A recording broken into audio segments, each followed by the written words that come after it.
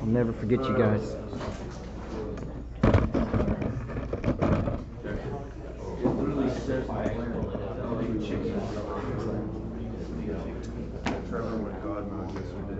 Hey, bless you.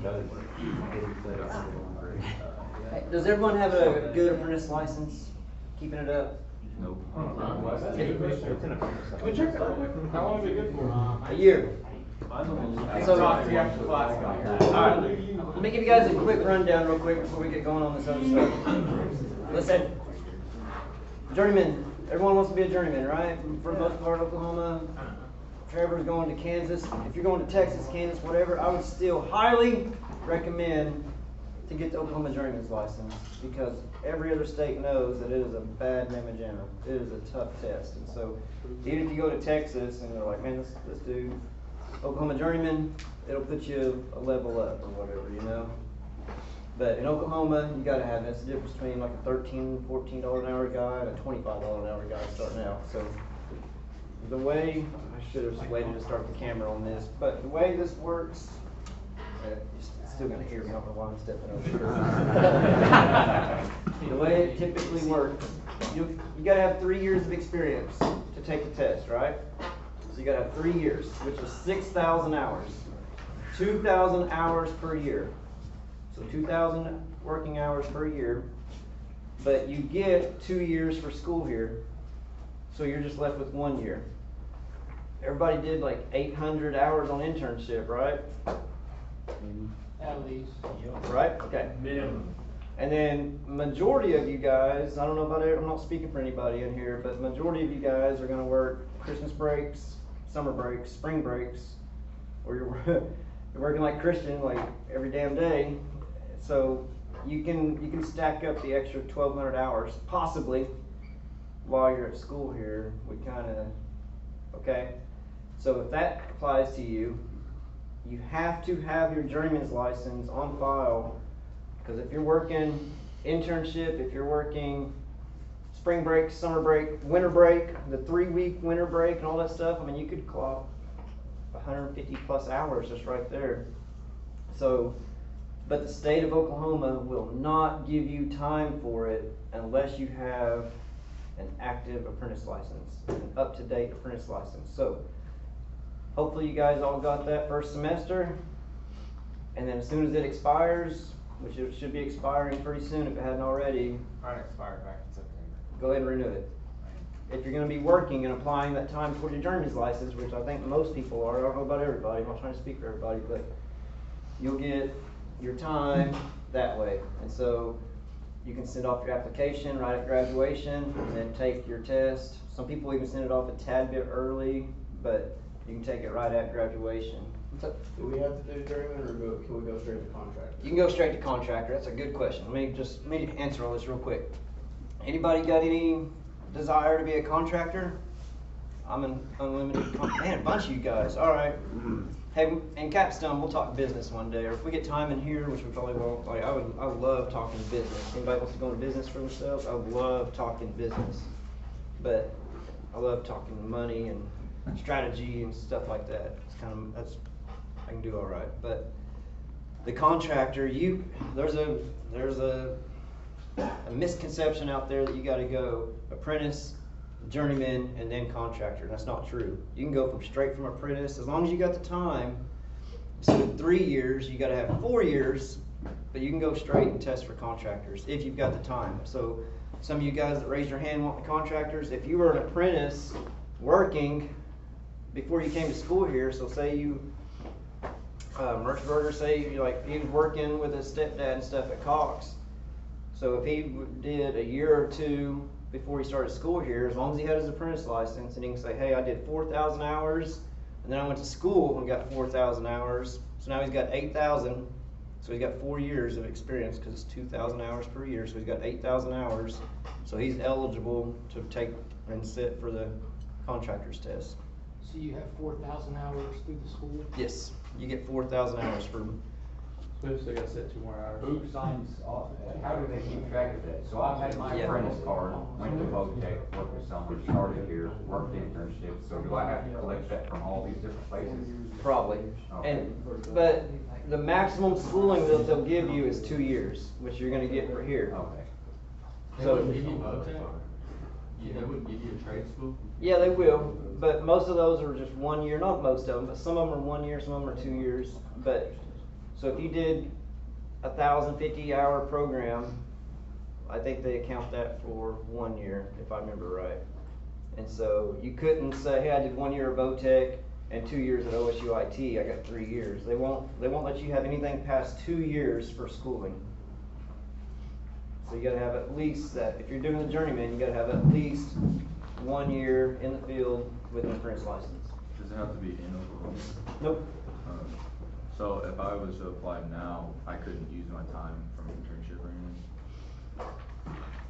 anything? We need to figure that out, but you need to get an apprentice license. Does Kansas have an apprentice license? You have a Kansas?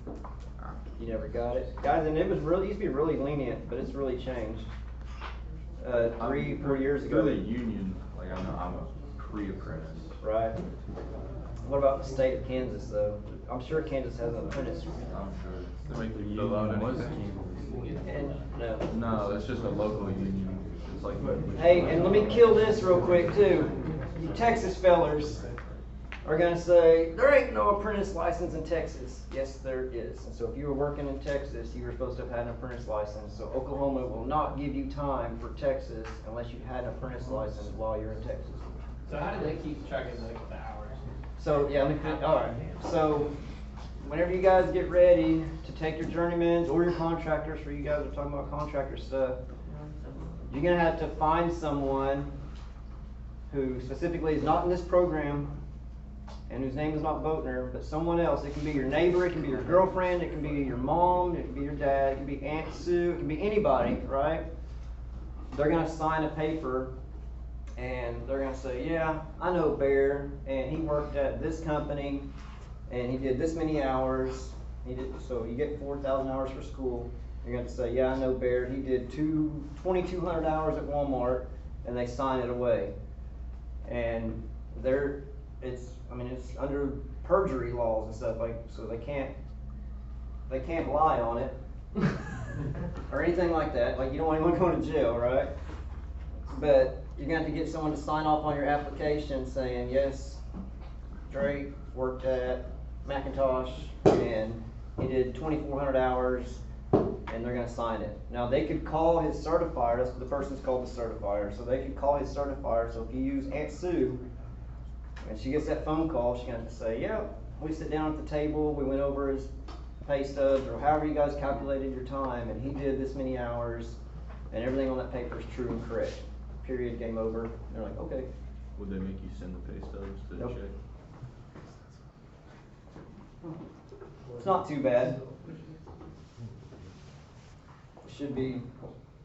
So, a large percentage of you guys will probably hit your time, if I remember right.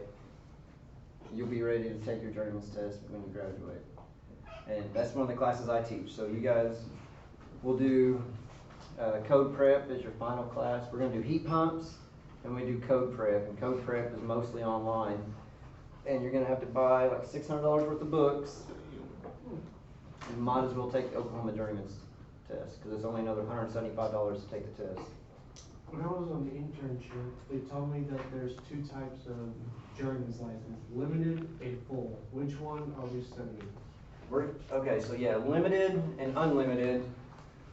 Limited is 25 tons and less. 25 tons is a big package unit, but limited is 25 tons or less, and then 500,000 BTUs or less of heat, 500,000 BTUs or less of heat. And we will prep for the unlimited test, but it's up to you what you take. And your certifier also has to, your experience, if you're gonna sit for the unlimited test, you're gonna have to certify and sign off that you've been working on unlimited size equipment, bigger than 25 tons. So if all you've done is 5 tons and under, then you're not eligible for the unlimited test, okay? So basically, if you want to unlimited journeyman, you have unlimited, it could be an apprentice or unlimited. Correct. Your service, or whatever, your history has to be an unlimited equipment to take the unlimited test. Guys, it's only a 10-question difference. It's 60 questions on the limited, 3 hours, so you get 3 minutes per question. If you take the unlimited, it's 70 questions. There'll be more stuff about like process piping, cooling towers, and stuff like that. There'll be more unlimited type questions. Is it online? It's on a computer. You can take it in Tulsa, and it's proctored at PSI exams. See, McAllister is the hot spot. I like McAllister because it's a lot. If you're staying on campus, I would recommend taking it at McAllister because it's it's a little more laid back. Tulsa, like for real, when you go to Tulsa, if you're not there an hour early, Tulsa's gonna go through your books page by page by page. And typically, when we go to McAllister, they just kind of make sure nothing falls out. And they spot check it and everything, and just a little bit seems to be a little bit more laid back atmosphere. When I was a journeyman, I was a limited journeyman, but then when I took my contractors, I went unlimited. So, Go ahead. I was just saying, so if you like highlighted stuff with the definition? You can highlight, Okay. but you can't underline or asterisks or stars or anything. All you can do is highlight. You can use tabs. As long as they're factory tabs, you can't buy the 99-cent tabs. You got to buy the $28 tabs. So, you need an extra year for the contractor's test, Correct. and so could we take our journeyman's test, and if we don't have enough time for the contractor's test, just take it the following year? Yep. Okay. Absolutely. Good enough for now? Make sure your apprentice license is up to date though. If you're working on your time right now, which a lot of you guys are, make sure your apprentice license is on file and up to date, or else you won't be able to use the time that you're working right now to apply toward your journeyman. They send you a new card. Huh? When you redo it, they send you a new card. Yes. It's a lot longer. Jesus. fill it out online or like? No, you print it off and then mail it in. Okay. So there's not a renewal form that you fill out, you send in a new application? The renewal for the apprentice is the exact same as the one you sent in. On the, yep. Check. Is there a period of time after it expires that you have to renew it that is still valid? Yeah, and that used to be a gray area, but I think there's a 30-day grace period or something like that, I think. There is. So if we change employers, it doesn't matter, the card still carries over. Right, and you'll just do a different application, so you have a different, someone else signed it off in place. Do you have any of those forms? In the office, by Mr. Lamb, right to Mr. Lamb, Mr. King's. How much is it to renew it? 20. How much is it to get it? 25 is it? 25. It's 25, because I sent $20 check in and they told me that the application fees now apply to it. Okay. Last time we did code questions was 2015, did they update it? Yeah, if anybody's wanting to nerd out, we're on the 2018 code books now. What else? 2020, is there much difference? Not really, but they will not let you take the 2015s into test. You've got to have the 2018s. And it's, guys, it's a for real test. Like, no hats. If you got long sleeves, you got to roll them up. Like, you can't cheat the test. I don't think anybody in here would do that, but I promise you, you sit at this table, there's a camera watching you, there's mirrors around you. Like, it's a legit proctored test. There's a way to do it. They stare you down hard. There's gotta be a way to cheat. Huh? They stare you down hard. Like, Yeah. that would really make me uncomfortable. Yeah. Prison Break, y'all remember that show? You don't ever watch that? When you got the map tattooed on? Yeah, he had like all the blueprints tattooed on him or something. Like Section 303, IMC. Yeah. Everybody good with all that? Did you watch Prison Break in 40 minutes? Yeah. Plan your escape? Right, yes, I did. That was an easy show. Everybody good? That's why he's always wearing sleeves. Yeah. Doesn't want to show this. Alright. Straight out the beat blocks. Motor block. Run That's it. all shit. Let's do a couple more of these real quick. Y'all like these? Restriction.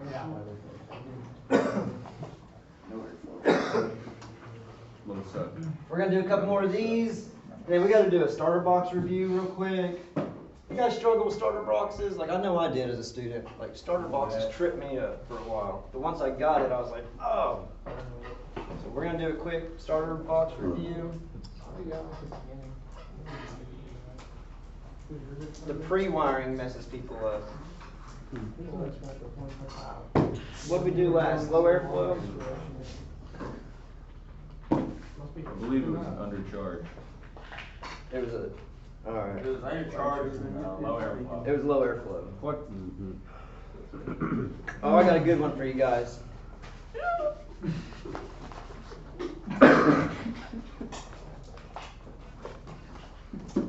This is a common problem.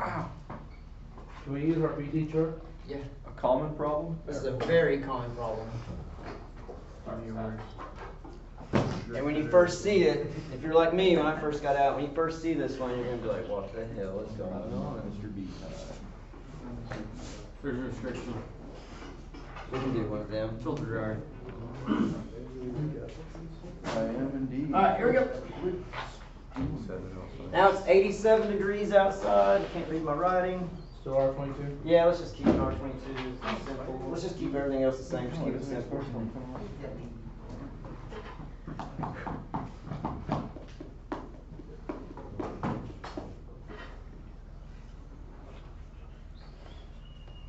Head pressure is 290. The line temperature is 87 degrees. Gosh.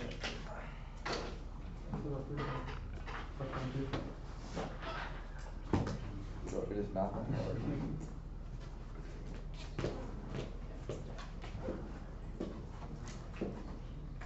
hard. 39-degree suction line. Low side gauge is showing 67. So what was that if we convert it? 34 probably. 1 second. 38, 39 degrees. Oh, all right. Green number on the gauge is 39 degrees. R22. R22. What's the green number on 290? 100. So we're condensing at 128. We're evaporating at 39. 87 degrees outside. 80 in the space. Start do your condenser TD, evaporator TD, superheat, and subcooling. And if you think you got it figured out, like, don't shout it out, because I want this one to stick in y'all's head. I want everyone to get this one, because I promise you, you will see this over and over and over again, over and over again. And the first time you see it, you're gonna be like, what the deuce is going on?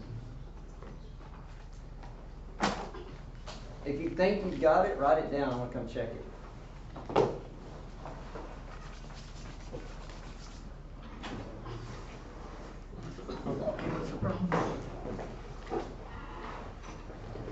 Start breaking it down. Condenser TD, evaporator TD, superheat, subcooling.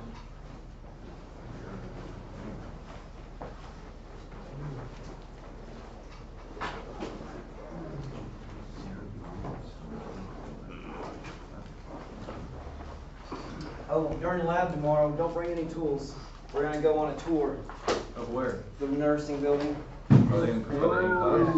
For the in class? Yeah, hey, so. I didn't hear what he said, but I don't wanna know. So, let me tell you guys something real quick. We're gonna be guests in that building. They're gonna be having classes going on.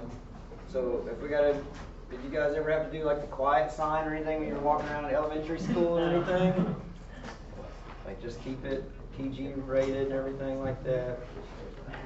Keep it quiet. We don't want to disrupt them is what I'm saying. They're nice enough to let us go over there. Think you got it? I think I got it.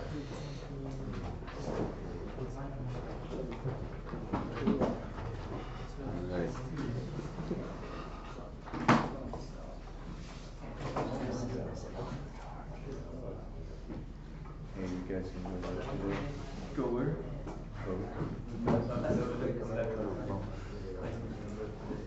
Go for what? So I can like. He said thermostats. Everybody thinks it's I don't know. ours with that.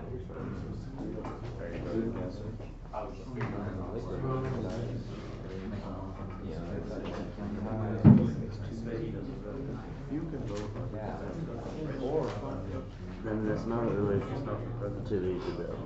Because What was the, digestion before you did it. After all, what the plan? Running nonstop, won't keep up.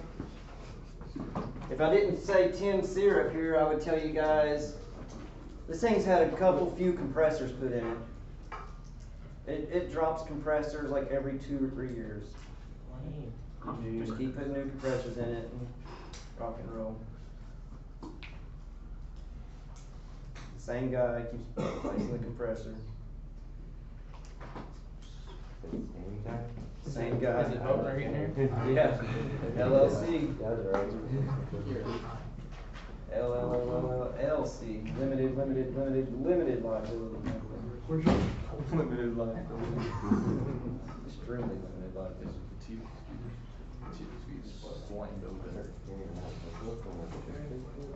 You saying no to me? If you said TXV, I'm saying no. Is it undersized line set? No. Good guess. That's something you'll be able to know right away. Yeah. Walking up and We looking should, at we it. should talk about that one day, undersized lines. Like a So- 1/4 inch liquid line. So what? 7/8 from 410A, right?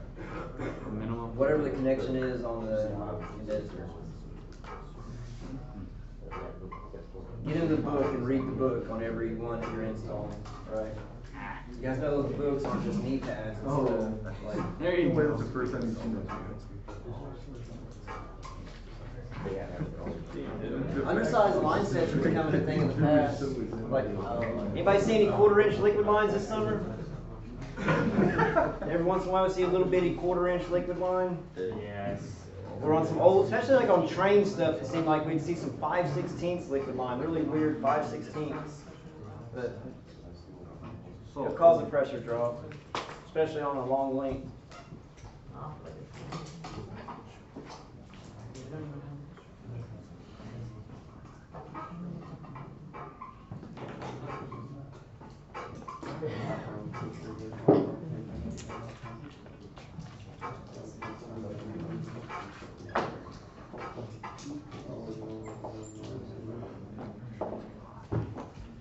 Condenser TD. How's my head pressure look? Yeah, I agree. Cause it's what, 87 plus 30, 117. I'm at 128. So my head pressure's high. It's 10, 11 degrees over. So I got high head pressure.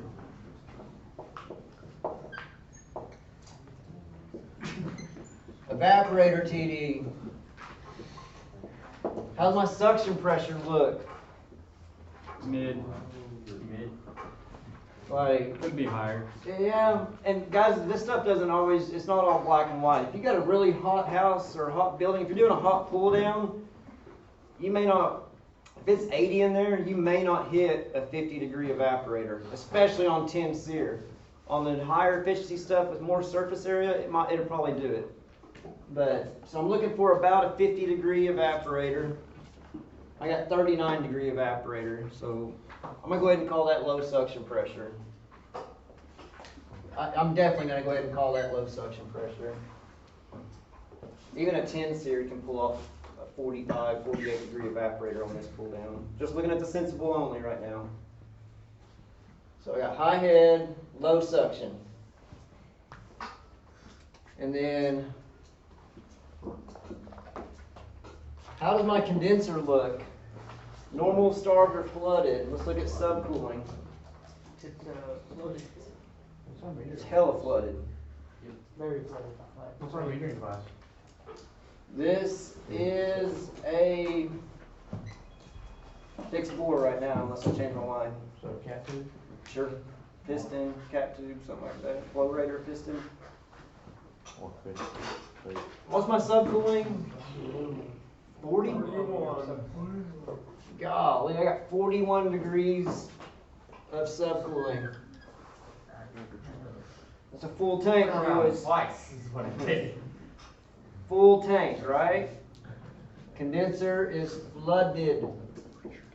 Very flooded. Superheat, None. zero, right? That's why I said fixed floor. It's got a 0 degrees of superheat.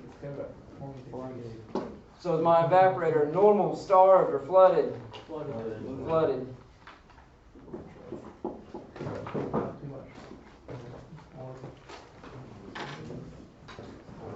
Who said overcharge? Several of you guys said overcharge. I hear you, big dog. And I hear you. But what about this?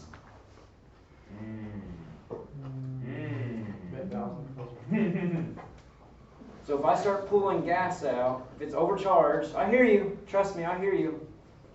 But if I start just pulling gas out right now, this suction pressure is going to drop even lower, right?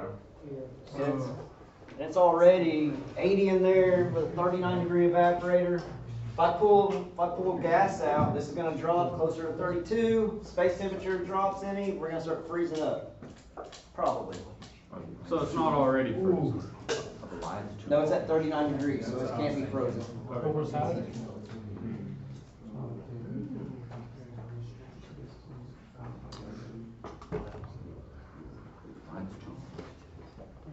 What's up? Say it. Is the evaporator dirty? What's causing all the problems over there on the condenser? The high head pressure and the flooded condenser.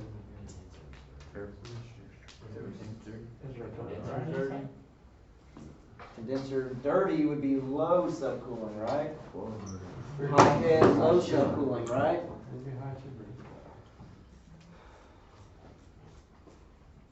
I love this one. Hey, I'm taking you guys along for a ride. Don't get mad at me when we resolve this or whatever. I'm taking you guys for a ride so you don't forget this one. Non-condensables. No. If you have air in a system, it will cause high head pressure, but not high subcooling. Air has a tendency to stay in the condenser, and you guys know this is the one place where analog gauges will beat digital gauges. If you have air in a system, you'll usually see your high side needle like boom, boom, boom. Every time it tries to compress the air going through the compressor, you'll see it bouncing. Or if it's got a bunch of air, you'll see it fluttering quite a bit, you know. Not to be confused with, you're hooked on a discharge line, and you see some pulsation off of it. That's kind of, you see that every once in a while. What type of meter device is it? Fixed bore, piston. Piston? Yeah. Alright, y'all ready for a hint? Yes. Alright, 2 problems.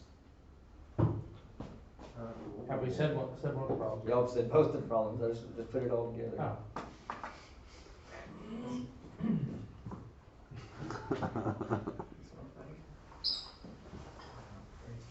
Christian, Dirty filter and a dirty evaporator? you think an airflow issue? I can go with that. I can go with the airflow issue. What do y'all think about an airflow issue? It's possible. Do we have low suction, low superheat? Yes. Yeah. Low suction, low superheat. Low suction, low superheat is always airflow. Can't stress it enough. So, okay, maybe it's got an airflow issue. What else? Yeah, it's overcharged. Alright. It's got about 20 pounds of liquid there. You will see this, guys, I can't preach this enough. You will see this all the damn time. Low airflow, and somebody overcharged the bejesus out of it to compensate for it. Oh my. You see it? You will see this all the time. I know, I took you guys for a ride. I could have got that. I get it, man. I wanted this to stick in y'all's head, okay? You did get it. Not all. Yeah. Low airflow, and then someone was like, I got low suction pressure, must need gas, and they add gas to it. All the time. And this is why you always hook up both sides and not just sides. Right, that's why you don't look at a system like this, or like this, like, full picture, no matter what the metering device is. they always make this joke about, like, Daddy told me to get the green number up to 40 degrees. So if it's below 40 degrees on the low side, you add gas. And you start talking to them about superheat and subcooling. They're like, bro, I don't even watch Star Trek. I don't know what you're talking about, right? Superheat, subcooling, you're like, spaceship stuff. I don't know what you're talking about. Low suction, low superheat is always airflow. And there's, guys, we're flooded. That's almost always an overcharge. You will see this all the time. What are you going to do to remedy this problem? Remove refrigerant for one. Okay? Recovery. Change air filters or clean the evaporator. Find your airflow issue, repair your airflow issue, and and then pull some gas out. And does anybody love cleaning a split system evaporator upflow? Did anybody get to do that? Get to break into one? Got to, I hate it. It's awful, right? 5:30. I got low suction. This thing's been freezing up. I just thawed it out. I'm like, I could probably just dump some gas in it, get that suction pressure up, it'll quit freezing up. And it does until it gets a little more dirt on the cooler, or a little bit more dirt on the blower, or a little bit more dirt on the filter, or whatever, right? Then it does it again, and then they charge it again. You'd be shocked. You won't be shocked. You will see it all the damn time. I promise you. Yeah. My man got it on the first try. That was pretty impressive. One more. How about this one?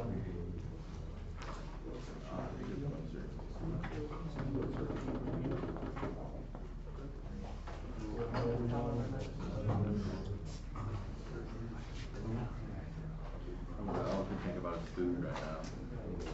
Talk about your condenser being starved. I'm starved.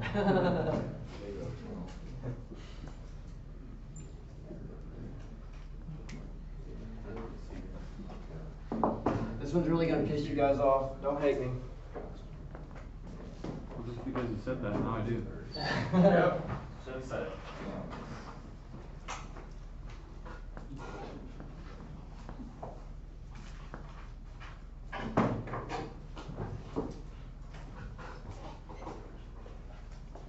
Running nonstop won't cool the space down. Been running for 72 hours straight. Space is still 80. It's only 87 degrees outside. I only change. Maybe I need to change one more thing. Yeah, I do. My bad. Hang on. My high side converted.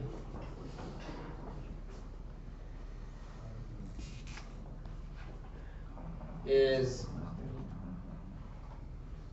guys, this one's just a brain teaser, don't hate me. My high side converted is 115 degrees.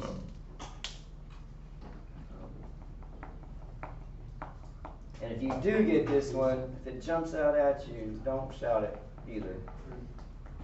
But let me know if you get it. Let me make sure I got everything.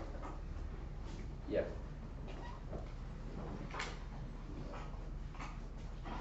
Now it's a TXV. It doesn't really matter, but now it's a TXV.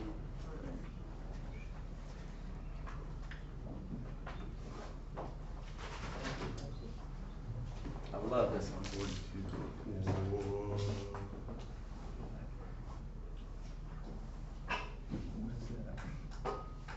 This is the one that if you're going to say, man, if I was there looking at this machine, I would have found that immediately. Possibly. Someone took a knee on the line. What do you use? I'm here to replace, not fix. Right. I have a comfort consultant here at 3:30. What are y'all's companies called, salesmen? What's Erico call them? Sales leader and estimator. Estimator, yeah. The boss. I just tell them someone that gets paid a lot more than me is coming out to look at this. Some people call them comfort consultant. I think that's what Air Assurance called them when I was there, comfort consultant. Estimator is a good way of it. Salesman can be a dirty word or whatever.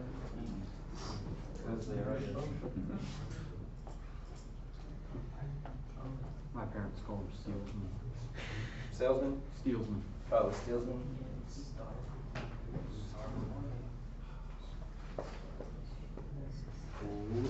Some people love being sold to, though. Some people love that, like, sell to me. Not everybody, not very many. Most people, your best, in my opinion, your best off is shoot them straight. Here's your options. Holler if I can do something for you. In my opinion.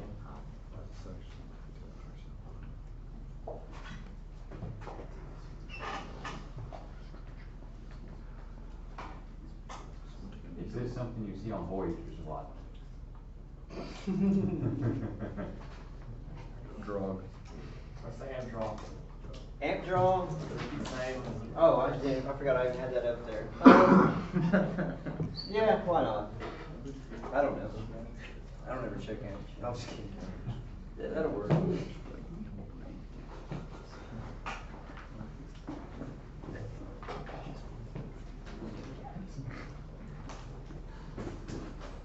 believe 3D usually right.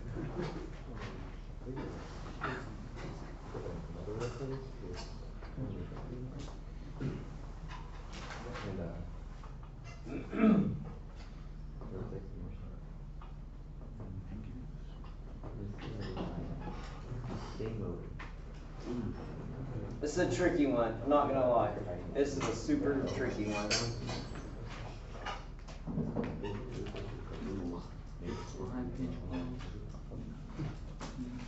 What is? Someone like take a knee on the line? It's that temperature right there, right there, right there, right there, right there, right there, all the way through.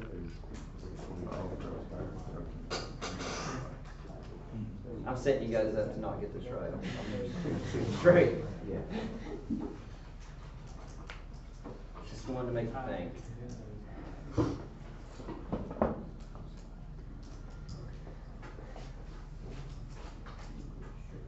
Is it a refrigerant or a mechanical problem? It's definitely a refrigerant issue. How's your condenser look? Normal, starved, or flooded? What's your subcooling? 35 degrees of subcooling? Alright, here's your hint. It appears to be flooded. How does one have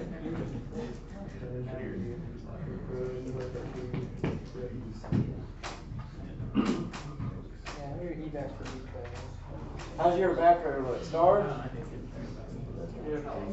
Yeah, we got 30 degrees of superheat. I'd say that's starved. So, apparently flooded and starved. It's gotta be. You think it's a restricted TXV? I think so. No. No? But I mean, everyone thinks it's a restricted TXV. Let me tell you guys, I went through this is the one, this is that. I got burned with this one twice. You think you got it? Is there one or two issues?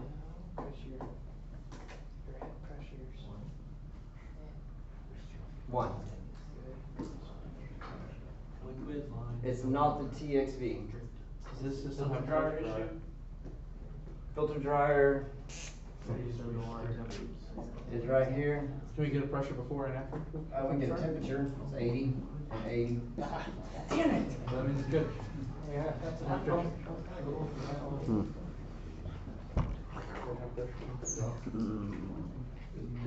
Alright, what is, what's the liquid line temperature, or is there, Oh, there's a sight Right glass? there, bud? There is a sight glass. What do you want? Can we look at it for you real quick? Yes. Bubbling like a son of a bitch. What's wrong with it? So mine has a hole in it.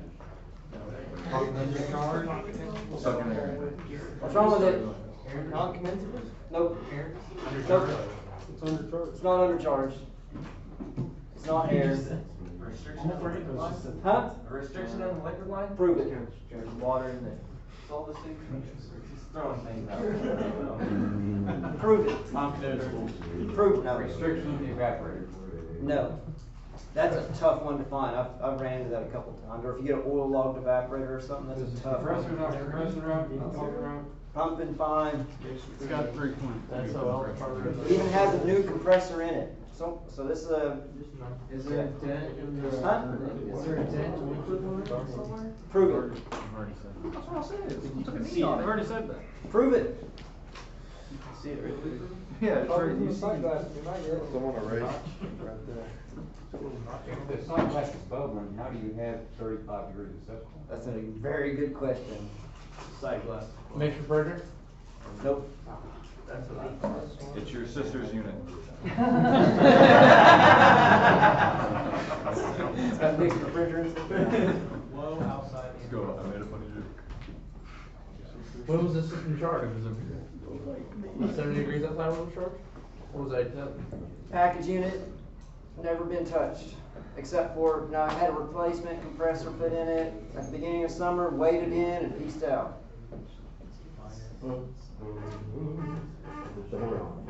It's not a door, it is a refrigerant issue. And I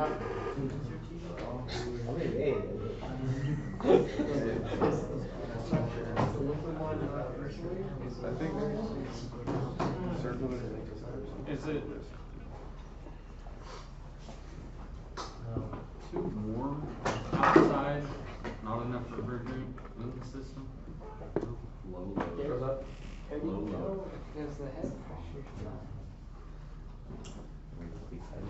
Well, this one. y'all don't get all mad at me, okay? This is just a brain teaser, okay? When it was weighed in, did they not? Wait, what? How does it? Huh? How does it take more than? What? What is that for? Speak on it, man. If the liquid line temperature is 80 and the outdoor air temperature is 87, then how does the liquid line temperature colder than the outdoor air temperature? You are correct. Impossible. So what's wrong with it? Magic. It's got a restriction somewhere in the condenser and it's flashing the liquid. Don't kill me. Someone took a knee on it. Someone, well, I said prove it. That's what, so, This you're like, hey, I'm blowing 87 degree air, pulling 87 degree air across the condenser, but yet the refrigerant's leaving at 80 degrees. Impossible. So it's flashing, it's throttled. It was just a good little brain teaser for you guys, okay? There's flux for it. Don't put it here out on the street.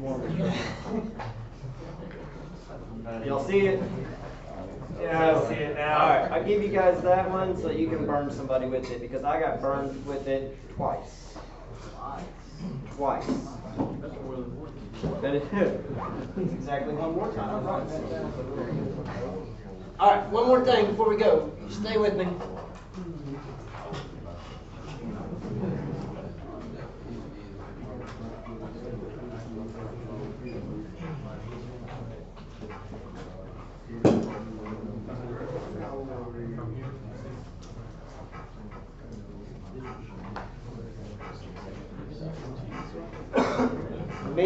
I think it was me, Mr. King, and Mr. Shepard went to a thermodynamics class with Greg Westerman, and he gave us a similar one like that. He threw it in there twice. The first time I was like, restricted metering twice.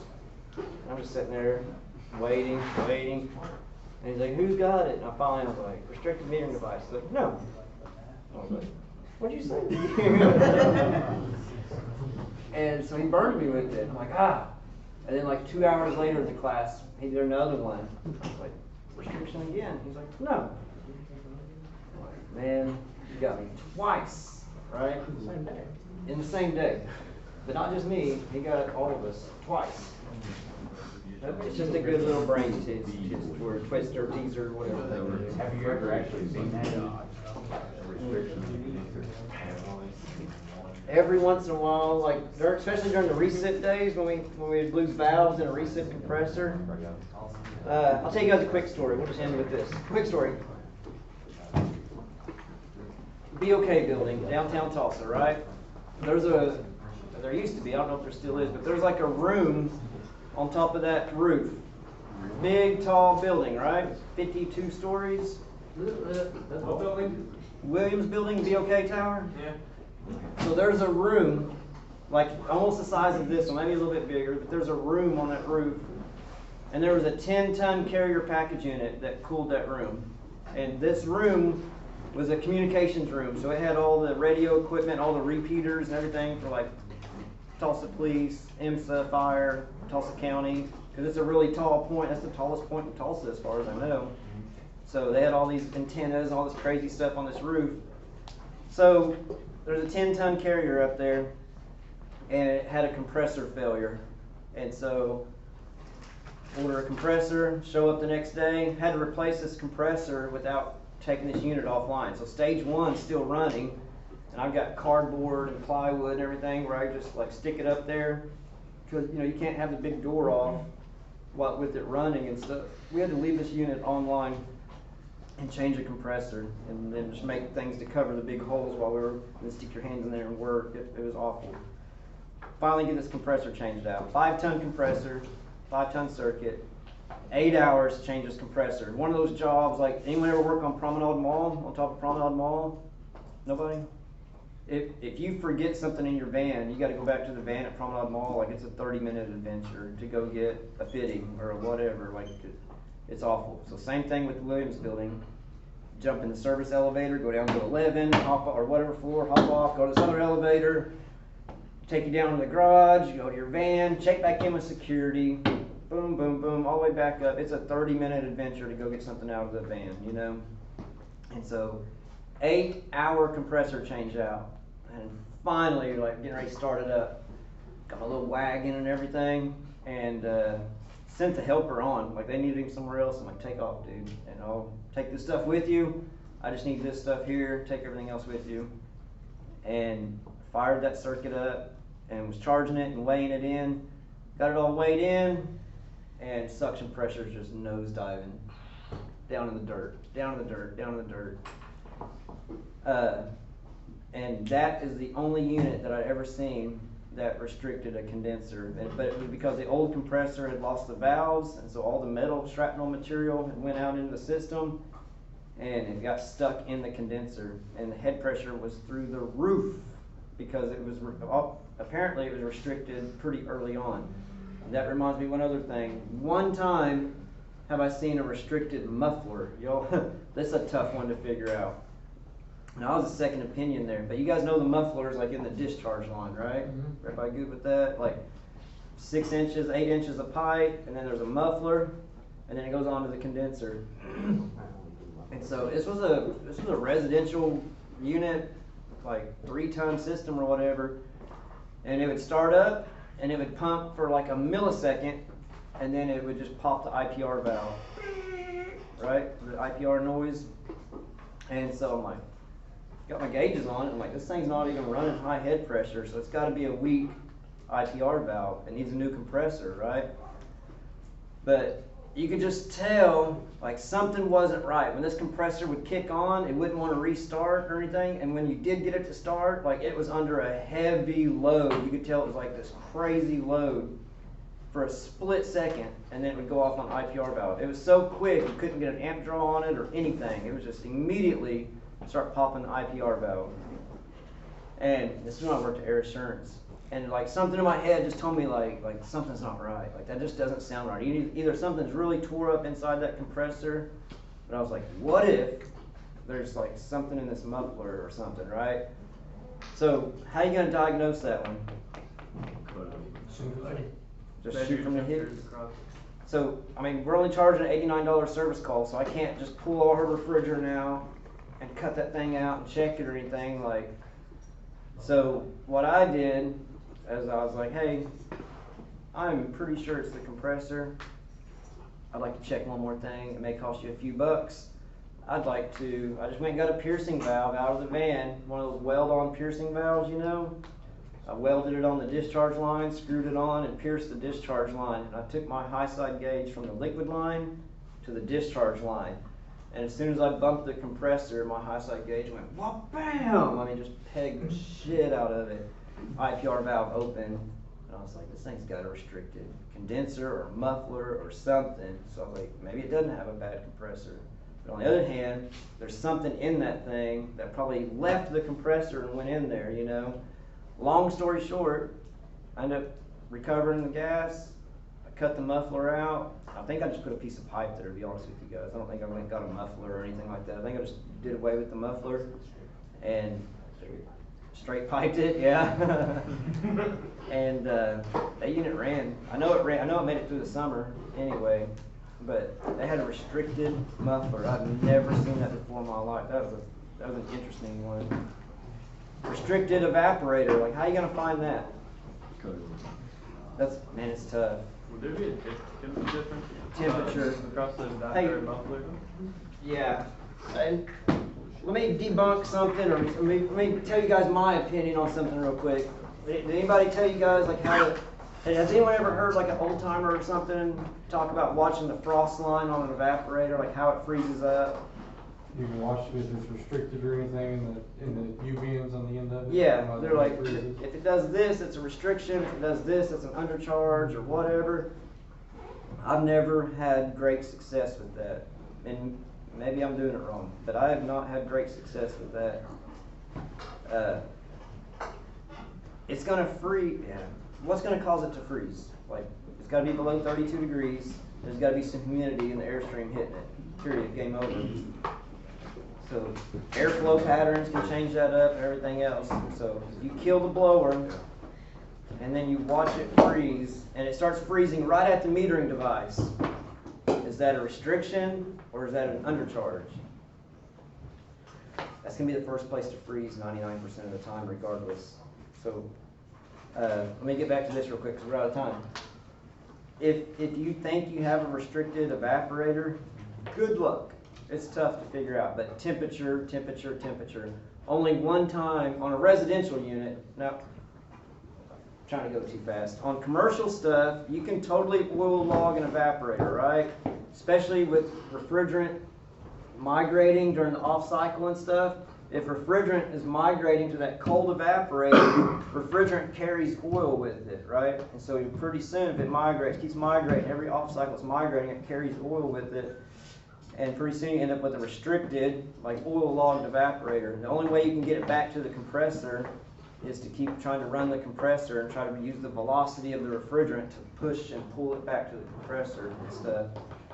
But the only time I've ever seen a restricted evaporator, another really quick story. Someone stole a condensing unit. A guy called me, like, I need a new condensing unit, like, no problem. Huh? The one with the bugs living in It it? had bugs in it. Because it's like 5 years, he just left these lines. in. Yep. So I guess I told you guys this story already. I haven't heard it. You can tell it. Real quick, Yeah. guy wanted to quote. He said, someone stole my condensing unit. I'm like, yeah, quoted it. Showed up the next day with the condensing unit. Installed it, vacuumed it, charged it. And it was just pumping down like crazy.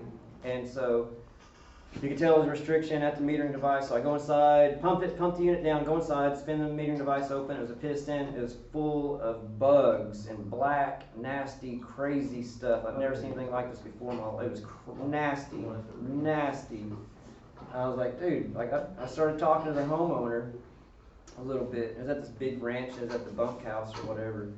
And he finally was like, yeah, someone stole that condensing unit like 5 years ago, and we're just now getting it back up. So the refrigerant lines outside have been sitting open, getting rained in, snowed in, bugs crawling in them and everything for 5 years. I didn't know, and so that was an interesting one to figure out. That was also the first time I seen a vacuum protection. This was 10 years ago or more, 15 years ago, but that was the first time I ever seen vacuum protection on a compressor. Most modern scrolls especially, but most modern compressors have like a reverse acting IPR valve in them. If suction pressure starts dropping, it'll do IPR things and start dumping discharge gas back into the crankcase to get the suction pressure up. Because if you run it in a vacuum, the fusite pins will start arcing and you'll blow the pins out of it and stuff. So most new compressors have some type of vacuum protection. Suction pressure drops below 40 psi or whatever, it'll start dumping discharge gas. So on startup, I thought this thing had a bad compressor. I really did. Because it was just not pumping. And then, anyway, long story short, had bugs in the evaporator. I cleaned out the metering device. It ran for 5 minutes and it did it again. I was like, what in the world's going on? It had bugs inside the evaporator. See you guys.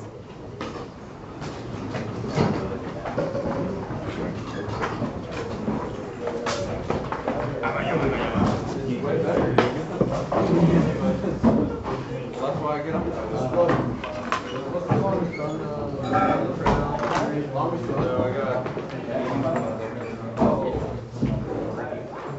I got a video on that. Oh, make sure. I've got a video on that I can send you.